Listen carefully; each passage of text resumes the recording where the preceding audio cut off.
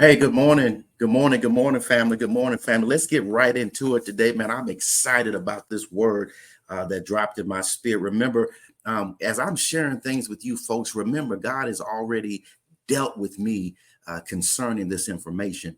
I had to drop a title to this thing, man, because for me, I like titles that kind of get us to think. Hence the title of my book, The Look Again Financial Challenge. I think we need to get involved in things that make us think, that make us investigate, that make us want to thirst after more knowledge and information and learning and knowledge and literacy.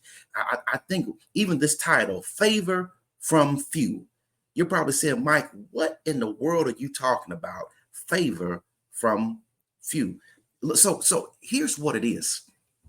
All I'm going to tell you is this, folks, you don't need everybody to amen and co-sign what you're doing. You don't need everybody to be in your corner. You don't need everyone's approval to be all that God has commissioned you and designed for you to be. You don't need it. Stop it. Your favor is going to come from few. How does that happen, Mike? Let me take you down the formula that I outlined in my book, The Look Again Financial Challenge.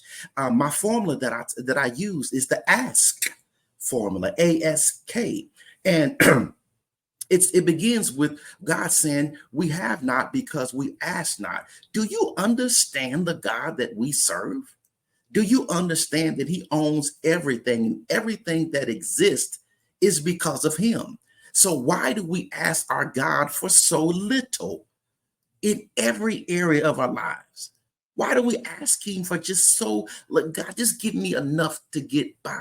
Just give me enough knowledge to stay stuck. Just give me enough health just so I'll be able to walk to the mailbox and not be able to run a marathon. God, just give me enough money just to get by and pay for.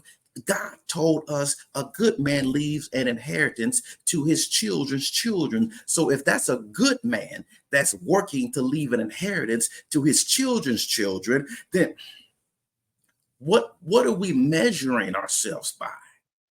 Okay, I'm not going to get on. I mean, ask, get your ask up.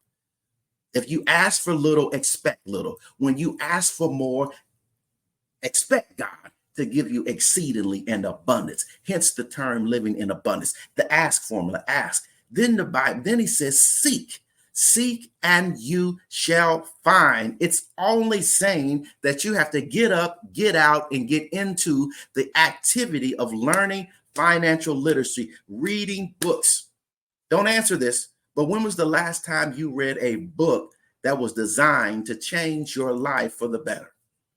Who told us that when we graduated high school and college, we never had to read another book, look at another podcast, never get any type of assistance, never get any coaching, never get any wise counsel? Who told us that?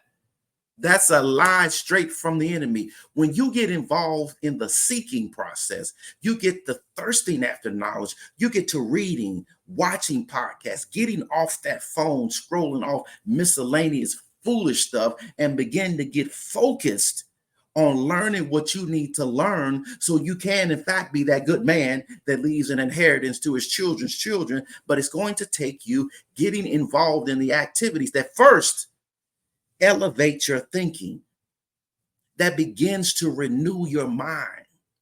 Folks, that comes from new information, that comes from knowledge. Okay, I know my sister says I get too passionate. Let me back up. Let me digress. All I'm saying is ask God for what you want and then go get it. Posture yourself in a position where you're reading, where you're trying to learn, where you're trying to get around coaches, where you're trying to get in proximity with other people that are doing what you desire to do on a high level. And let me tell you what happens. Then opportunities they begin to avail to you. When he said knock, while you're seeking, God's begin to enlighten you. And then he gives you the desire. He gives you the wherewithal to say, okay, this is the doors I ought to be knocking on. And the knocking represents the activity. God hears your prayers, but he shows up in your activity. So what does it have to do with favor from the few? Mike, here's what happens, folks. When you get involved in asking God for more and seeking God, I declare to you, God supernaturally finds a way to grant you favor in the eyes of the prophets or the individuals that he has already pre-designed and predisposed to be the individuals that are going to help you bring to fruition everything that God has already planted for you in your field. What do I mean? Have you ever noticed how through your journey in this life, how when you got about the business God has called you to do, how things just happen, people just show up in your lives, learnings just show up in your lives, the right people with the right message, with the right attitude, with the right spirit, give you things that you know in your heart you did not do anything to deserve. That's what I mean. And if you notice, God didn't grant you favor in the crowd's eyes. God didn't grant you favor among your peers. God granted you favor among the people that he has brought in your life to be a blessing to you, that's going to help you get from good to great and from great to excellent. Those are the few that you need favor from. The people that can help you get to the next stratosphere, the people that can help you get to the next level, the people that can help you get unstuck in your life, the people that can pour into you the gap of information that you don't currently have, the people that have the right spirit, that have a heart for you, that understand that you are trying to do this because not because you want to be prosperous, because you understand posterity.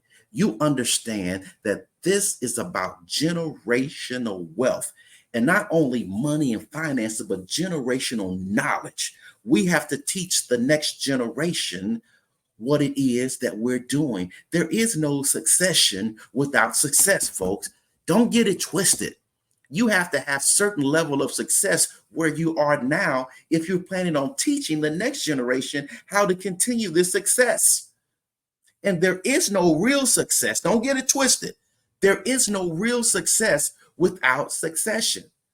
If you don't have anyone that you are trying to teach and to pour into, to teach them how to do this thing perpetually, forever, posterity, teaching the next generation how to carry this on, then what is the purpose of your current success?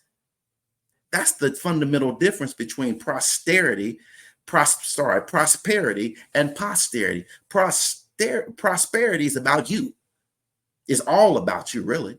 You're doing just enough for the city. You're not thinking about the next generation or the next generation. You're thinking about you if you're thinking about prosperity.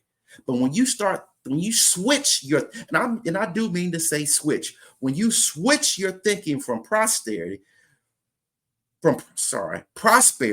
to posterity, then you begin to take you off your mind and you begin to think about the next generation and the generations to come. Man, you only need favor from a few, and the few people that God grants you favor with are going to be the people that he has already assigned to take you to the next level. Keep your eyes open. Like I always say in my book, look again and again and again and then again until you discover your breakthrough. God bless you all for this time this morning. I always appreciate the fact that you even that you even give me time and that you allow me to serve you in this capacity. Folks, this is a movement. We are going to the next level. I pray to God that you get your ass up. And if you have not got a copy of my book, The Look Again Financial Challenge, it's on Amazon. If you want a signed copy, you want to do something else, you know how to contact me. But I love you guys. Love you guys. And I cannot wait to share more information with you on the next time around. God bless you. God bless you. Have a wonderful week.